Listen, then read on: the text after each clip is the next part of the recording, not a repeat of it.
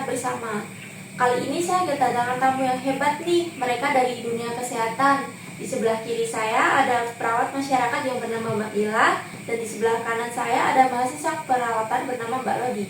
Saya halo ke kamera teman-teman. Halo. Banyak orang kini beralih dari rokok biasa ke rokok elektrik atau produk tembakau lain dengan alasan dianggap lebih aman, tidak berbau, dan bisa membantu berhenti merokok. Nah, hari ini kita akan membahas apakah benar klaim tersebut. Mari kita bedah fakta dan mitosnya bersama Mbak Mila dan Mbak Lodi. Oke, saya mulai ya Mbak Mila ya. Baik, silahkan Mbak Lodi.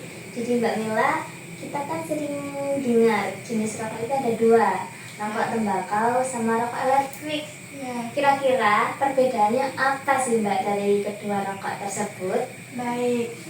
Nah, dari perbedaan dari rokok tembakau dan rokok elektrik itu memiliki beberapa aspek Mbak Lodi, yaitu aspek dari cara kerja, kandungan utama, uap atau asap, dan dampak dari kesehatannya. Apa aja sih gitu? Dilihat dari cara kerjanya Mbak gitu. Perbedaannya yaitu dari cara pembakaran dan cara pemanasan. Kalau rokok tembakau itu dari proses pembakaran. Nah, pembakarannya itu yang dibakar daun tembakau yang ada di dalam rokok gitu Mbak. Kalau elektrik itu dia sudah dipanaskan melalui cairan liquid yang ada dalam kandungan di rokok elektrik. Nah, yang kedua, kandungan utama. Kandungan utama dari rokok tembakau yaitu tembakau, tar, karbon monoksida, nikotin, dan ribuan bahan kimia lainnya. Sedangkan rokok elektrik meliputi nikotin, propilenglikol, gliserin nabati, dan perasa sintetik atau bebas tar. Yang ketiga, asap atau uap. Nah, rokok tembakau itu lebih cenderung menghasilkan uap atau asap yang lebih tebal atau lebih banyak dibandingkan dengan rokok elektrik. Rokok elektrik itu menghasilkan uap aerosol yang lebih cenderung banyak tetapi cepat menguap. Nah, yang ketiga, dampak dari kesehatan rokok tembakau itu meliputi resiko kanker paru-paru dan penyakit jantung, sedangkan rokok elektrik itu lebih ke merusak paru-paru seperti EPALI dan masalah pernapasan lainnya dari zat kimia atau logam. Oke, baik Mbak Mila. Jadi untuk perbedaannya tadi sangat banyak ya Mbak. Iya. Mulai dari cara kerja, kandungan utamanya, terus dampak kesehatannya juga berbeda. Terus Mbak Mila, saya sering mendengar di lingkungan sekitar rokok elektrik tidak mengandung tar, jadi lebih sehat. Atau ada juga yang bilang kalau rokok elektrik bisa dipakai untuk turunkan kebiasaan merokok. Nah, apakah hal tersebut benar Mbak Mila? Nah, ini adalah mitos yang paling sering beredar di masyarakat Mbak Ludi. Tapi perlu diluruskan, memang rokok elektrik itu tidak membakar tembakau seperti rokok konvensional, tapi bukan berarti bebas bahaya. Nah, mari kita bahas satu persatu isi dan dampaknya. Jadi Mbak Lodi, apa aja sih bahayanya dari rokok tembakau atau rokok elektrik? Nah, kita bahas dari rokok elektrik dulu ya Mbak. Cairan dari rokok elektrik itu umumnya mengandung cairan liquid dan zat beracun seperti pemanas, aerosol. Nah, apa aja sih kandungan yang ada di cairan liquid? Nah, kandungan yang ada di cairan liquid meliputi nikotin, propilenglikol, gliserin nabati, dan bahan perasa. Nah, aku jelasin satu persatu ya. Nikotin itu apa sih? Nah, nikotin itu zat adiktif kuat yang menyebabkan kecanduan. Nah, orang-orang yang menggunakan rokok elektrik cenderung kecanduan karena di dalam rokok elektrik itu ada kandungan nikotin. Yang kedua yaitu propilenglikol. Propilenglikol yaitu senyawa sintetis membawa rasa yang memicu iritasi saluran pernafasan. Nah, rasa yang ada di cairan liquid atau yang ada di dalam rokok elektrik itu biasanya seperti buah-buahan, seperti rasa yang kita sukai dalam kesehari-harian Mbak gitu. Dan yang ketiga, gliserin nabati atau fikir. Nah, cairan ini yaitu cairan yang kental pembentuk asap tebal yang beresiko mengendap di paru-paru. Yang keempat, bahan perasa, zat kimia aroma yang beresiko memicu kerusakan paru-paru permanen. Nah, ini benar-benar sangat bahaya banget dan merusak tubuh kita. Yang kedua, zat beracun dari hasil pemanasan yaitu aerosol. Kandungannya ada 3, zat karsinogen yaitu senyawa pemicu kanker seperti formaldehida atau formalin. Nah, formalin kan seharusnya ada di pengawet manusia ya Mbak Loti. Nah, ini malah ada di zat beracun yang ada di dalam rokok elektrik. Yang kedua, logam berat. Nah, logam berat yang dimaksud yaitu partikel mikro beracun seperti nikel, timbal, timah, dan kromium dari elemen pemanas. Yang ketiga, VOC, gas berbahaya seperti bahan herbisida atau senyawa asap knalpot. Nah, masa senyawa asap knalpot ada di dalam rokok elektrik? Iya, Kan itu benar, sangat bahaya buat tubuh kita. Intinya tidak ada zat yang baik atau yang aman untuk kita hidup selain udara yang bersih. Oke, baik. Jadi kandungan dari rokok elektrik itu banyak ya Mbak yang berbahaya, terutama kandungan dari cairannya atau bahkan hasil pemanasan dari rokok tersebut. Nah Mbak Nila, saya ini sering melihat banyak anak sekolah, terutama anak SMP dan anak SMA yang merokok. Bahkan di antara mereka itu sudah jadi kebiasaan Mbak. Jadi pertanyaan saya, apakah hal tersebut akan merusak kecerdasan dan potensi mereka di masa depan? Kan kita tahu nih Mbak, masa remaja adalah masa di mana otak dan karakter manusia itu berkembang. Jadi bagaimana menurut Mbak Nila tentang hal tersebut? Nah, justru asap rokok itu sangat mempengaruhi kecerdasan anak sekolah. Paparan racun seperti nikotin dan karbon monoksida dapat mengganggu perkembangan otak, merusak jaringan saraf, serta memicu masalah perilaku dan penurunan konsentrasi. Nah, hal ini secara langsung berdampak pada prestasi akademik anak, Mbak Lodi. Oke, baik Mbak. Nah, kalau begitu Mbak, kira-kira apa saja mitos yang sering disalah mengertikan? Nah, banyak banget masyarakat atau orang-orang yang sekitar kita itu salah paham sama apa sih kandungan yang ada di rokok elektrik itu gitu. Ya, faktanya jauh berbeda dengan apa yang dipikirkan mereka Mbak Lodi. Sebenarnya banyak banget, tapi saya akan bagikan beberapa saja ya Mbak Lodi. Ya, baik Mbak. Nah, mitos pertama, vape tidak menyebabkan kecanduan karena tidak mengandung tembakau. Faktanya, sebagian besar rokok elektrik tetap mengandung nikotin, yaitu zat adiktif yang sama kuatnya dengan rokok tembakau.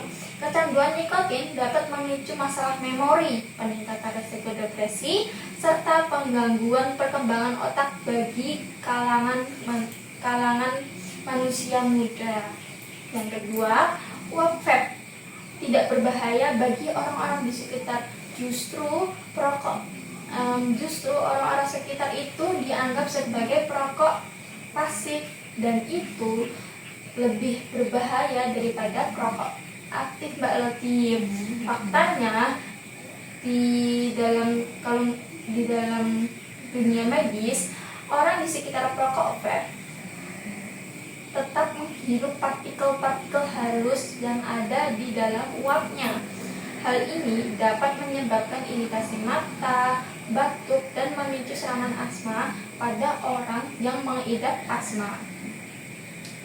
Yang ketiga, vape bebas nikotin sama aman untuk kesehatan. Justru cairan vape ini tuh bener-bener bahaya banget bagi tubuh karena dia itu mengandung banyak banget bahan-bahan kimia. Pemanasan cairan ini menghasilkan aerosol yang dapat mengiritasi saluran pernafasan, memicu peradangan sistem kekebalan tubuh, dan berpotensi merusak sel paru-paru.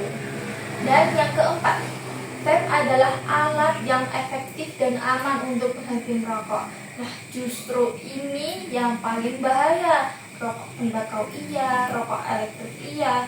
Nah, itu malah tambah merusak paru-paru kita. Jadi, fakta yang ada di lapangan itu kita mengobservasi banyak pengguna vape justru mengalami ketergantungan pada keduanya. Jadi, rokok elektrik tidak diakui sebagai terapi pengganti nikotin ya, Mbak Lutfi. Jadi, tidak disarankan sekali. Iya, Mbak Mila. Baik. Jadi gini Mbak Mila, saya sering kali melihat di lingkungan sekitar tuh banyak sekali anak-anak sampai orang dewasa itu menggunakan rokok sebagai kebiasaan sehari-hari. Mereka mau makan harus merokok, habis makan merokok, mau tidur merokok, apapun itu pasti merokok. Kalau dipakai terus-menerus, sebenarnya dampak apa yang bisa terjadi? Nah, justru dampaknya itu sangat banyak yang ada di dalam yang kita dapat jika kita sering mengkonsumsi rokok elektrik. Kita bahas dari jangka pendeknya dulu ya teman-teman. Ya. Nah, jangka pendeknya itu yaitu iritasi tenggorokan, sering batuk, serta sesak napas, sakit kepala, mual, dan gangguan konsentrasi. Nah, gangguan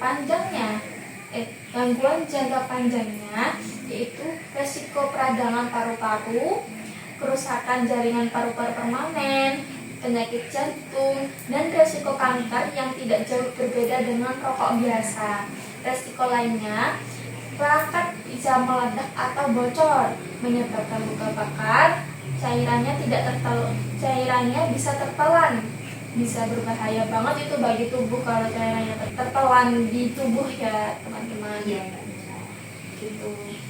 Jadi kesimpulannya Mbak Mila, rokok elektrik itu bukan solusi aman ya Mbak ya? Tepat sekali, tidak ada produk tembakau apapun yang baik untuk tubuh, baik rokok biasa, rokok elektrik, rokok tembakau kunyah, maupun semua apapun itu yang jenisnya rokok itu tidak baik untuk tubuh ya teman-teman.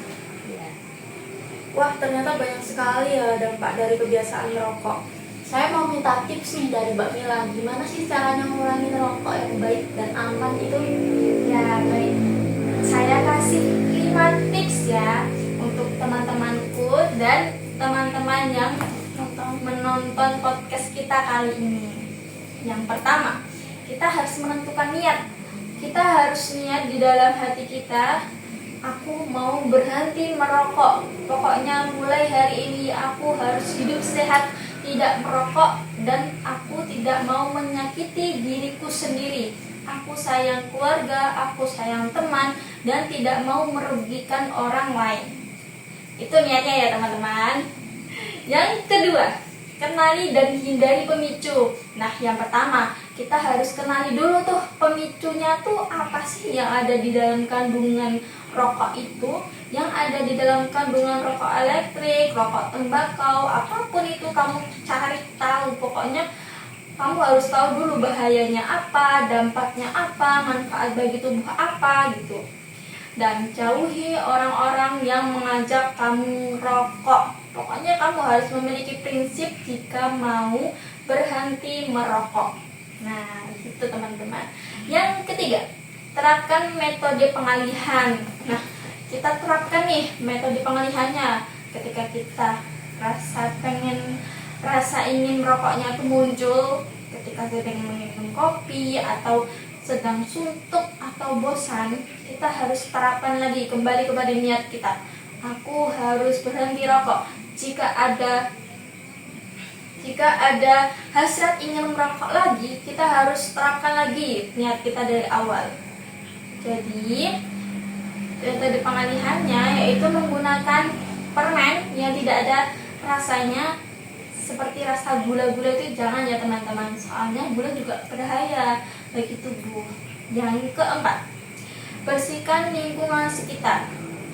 Jika dari awal kita sudah niat, Berarti kita juga harus membersihkan semua area yang terkena paparan dari asap atau uap dari rokok elektrik. Begitu teman-teman. Yang kelima, kelola stres. Nah, nikotin seringkali digunakan untuk meredakan stres, padahal dia justru yang memicu kembalinya stres yang ada di dalam tubuh kita atau otak kita.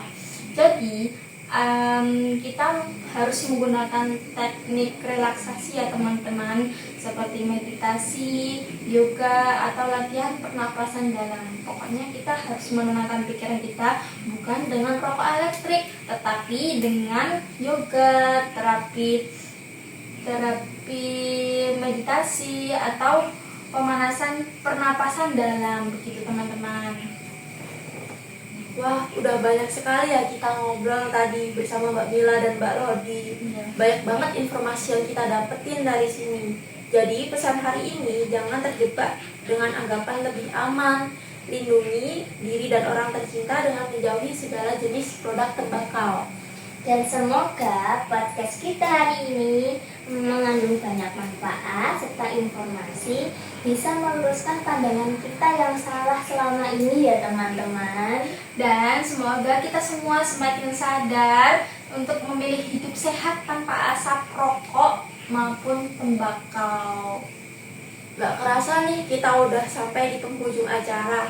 Terima kasih sudah menemani podcast kami dari awal hingga akhir.